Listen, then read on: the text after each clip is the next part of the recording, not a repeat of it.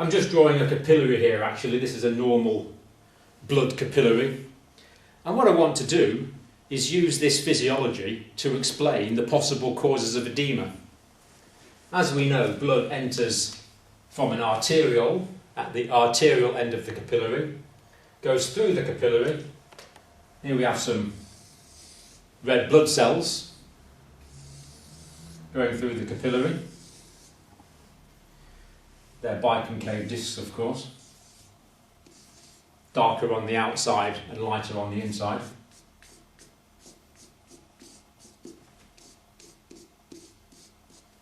And then we see here that the blood leaves the capillary into a venule at the venous end of the capillary.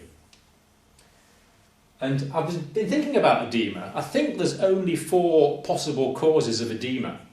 And I think this can explain all 4 possible causes. But let's just carry on with the diagram a little longer. There we've got the capillary. Here we have the tissue cells that the capillary is perfusing with blood.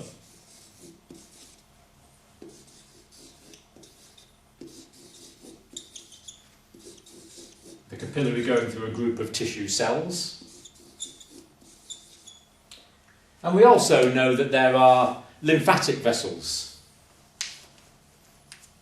in the interstitial spaces, the lymphatic capillaries,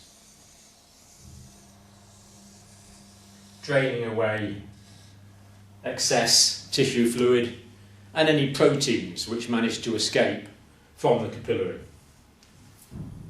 And we know that tissue fluid forms at the arterial end of the capillary because the hydrostatic pressure, the blood pressure in the capillary, is greater than the osmotic pressure. The osmotic pressure, remember, is generated largely by the presence of the plasma proteins.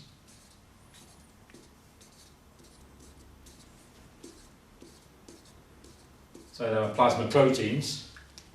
And at the arterial end of the capillary, the hydrostatic pressure pushing the water out is greater than the osmotic pressure sucking the water in.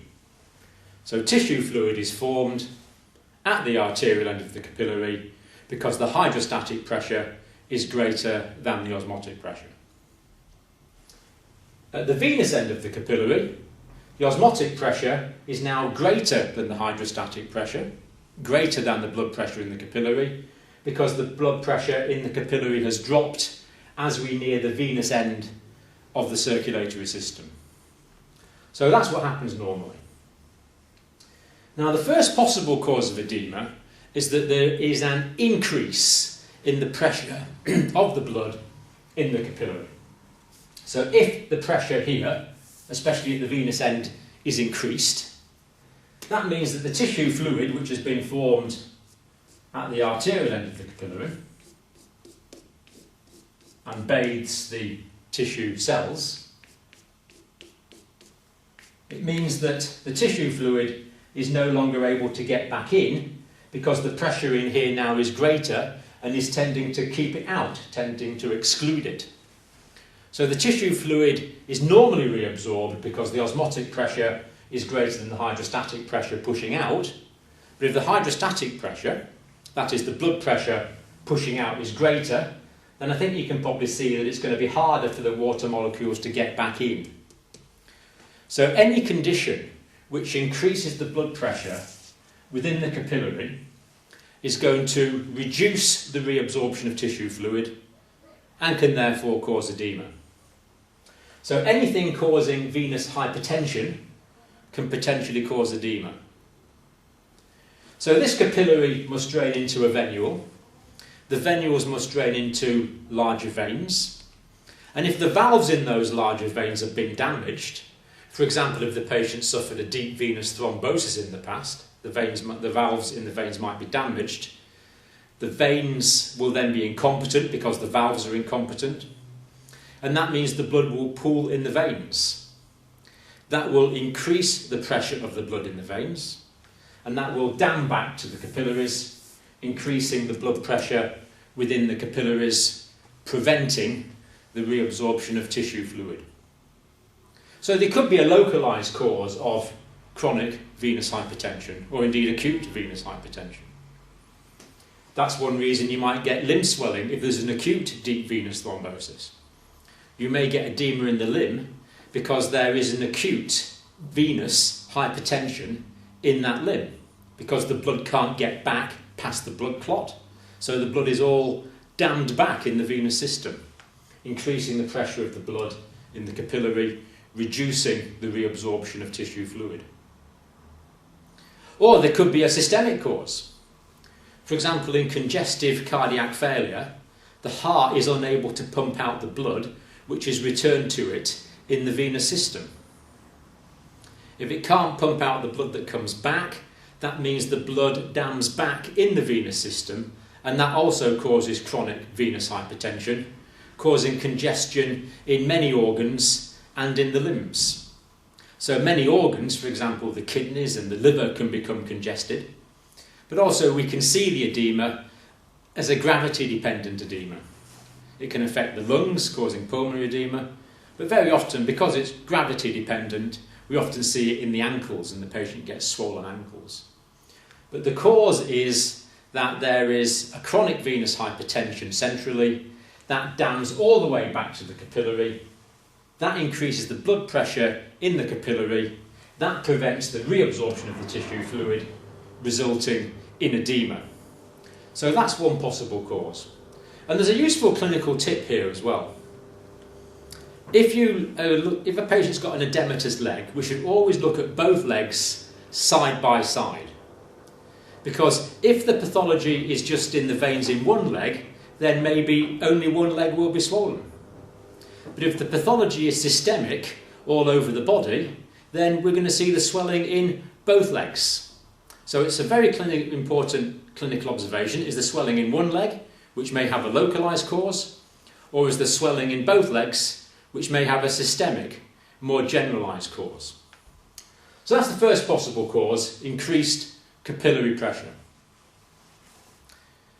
Now we've noted that the reabsorption of tissue fluid depends on the osmotic suction pressure generated by the plasma proteins. We need the plasma protein osmotic pressure to suck the tissue fluid back in. So if for any reason there is a reduction in the amount of plasma proteins, that's going to reduce the osmotic pressure of the plasma. And that's going to mean that there's no suction effect to suck the water back in. That means the tissue fluid is not going to be sucked back into the capillary. That means it's going to be left in the interstitial spaces, and that can give rise to edema. And you might have seen these horrible, wretched pictures of poor children with their tummies all blown out when they're severely malnourished. That's because these children, tragically, are hypoproteinemic. They don't have enough protein in their blood. And that's because they haven't had enough protein to eat. That's reduced the osmotic pressure of the blood, and because there's massive vasculature in the abdomen, a lot of tissue fluid forms which is not reabsorbed, and they get these horrible blown out tummies. And they also get edema in other places as well, purely through malnutrition. So anyone who's not getting enough protein won't be getting the amino acids into their blood.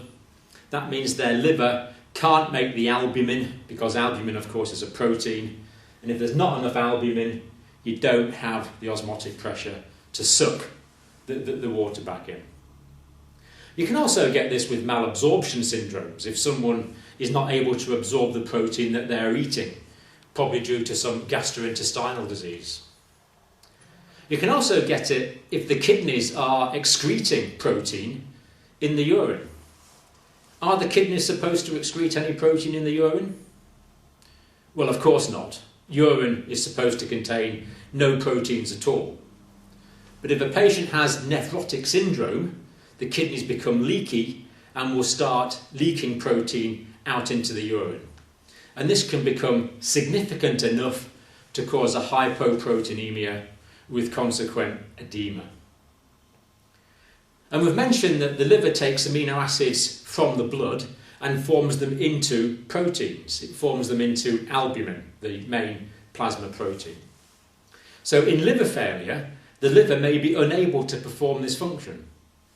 So despite there being enough protein in the diet, in liver failure, the liver may not be able to synthesize the amino acids that it is supplied with into the plasma proteins. Again, meaning there is a deficit of the plasma proteins, a hypoproteinemia. So edema can be caused by increased capillary pressure or reduced amounts of protein in the plasma. Now, we know that about 90% of the tissue fluid that is formed is reabsorbed into the venous end of the capillary, but about 10% is absorbed and drained through the lymphatic system. And as well as that, the lymphatics absorb any protein which has escaped into the tissue fluid. And it's particularly important that any proteins are drained from the tissue fluid. Now, why is it so important that proteins are not left in the tissue fluid? Why is it so important that proteins are drained from the tissue fluid? Well, the answer is that if proteins are left in the tissue fluid, that is going to increase the osmotic potential of that tissue fluid. And that's going to attract more water.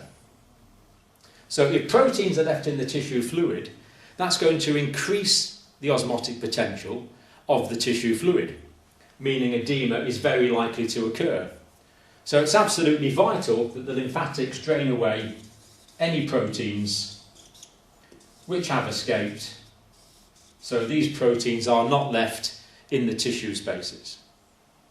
But if there's any obstruction in the lymphatics, if for any reason the lymphatic vessels are not working properly, if there's a reduced lymphatic drainage, then that means that the proteins and the tissue fluid cannot get back into the systemic lymphatics, so they can ultimately be drained into the venous system.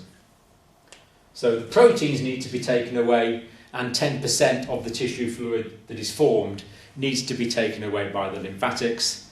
If the lymphatics are obstructed, that can't happen. Now, this can be primary. Some people are just born with poor lymphatics.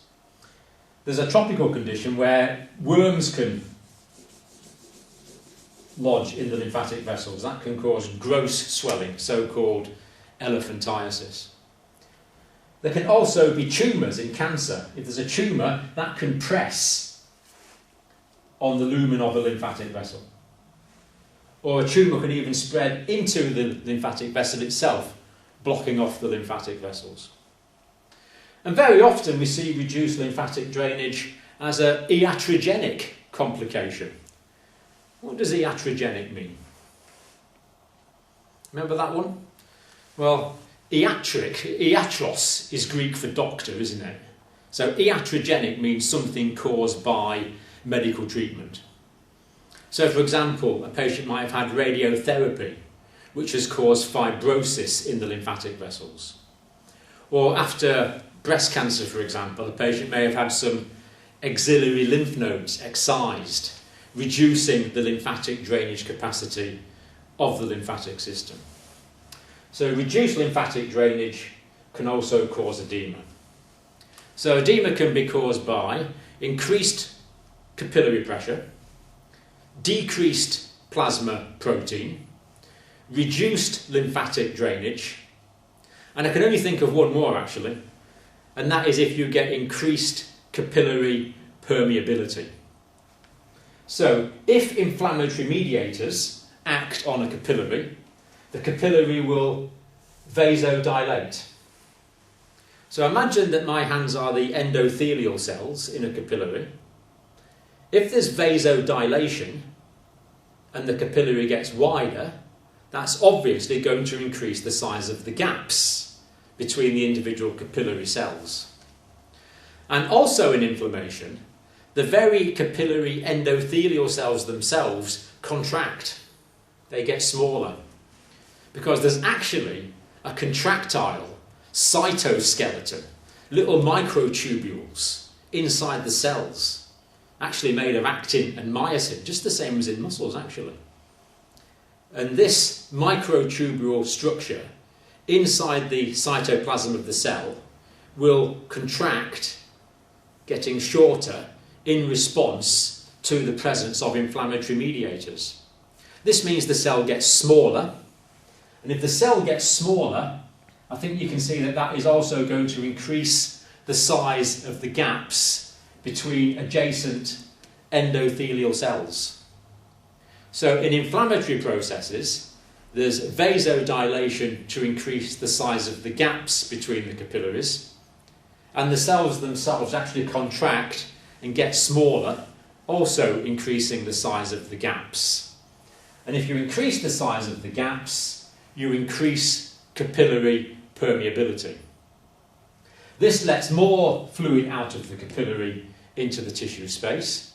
It also allows some proteins out, which will increase the osmotic pressure in the tissue space. And it's important to remember this can be a completely physiological process. Edema is a clinical feature of inflammation. Remember the clinical features of inflammation? Heat, pain, redness, swelling, loss of function. This accounts for the swelling. And it's good in inflammation because it lets more nutrients out into the tissue fluid so that the cells can repair or regenerate. So edema can be a complication of inflammation.